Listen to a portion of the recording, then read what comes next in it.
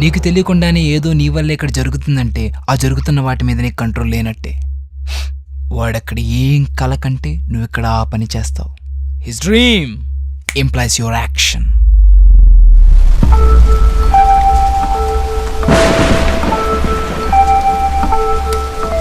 అంటే నువ్వు నా పూర్వజన్మవా?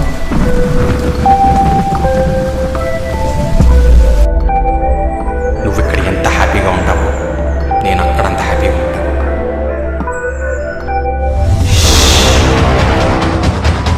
ఎలాగా?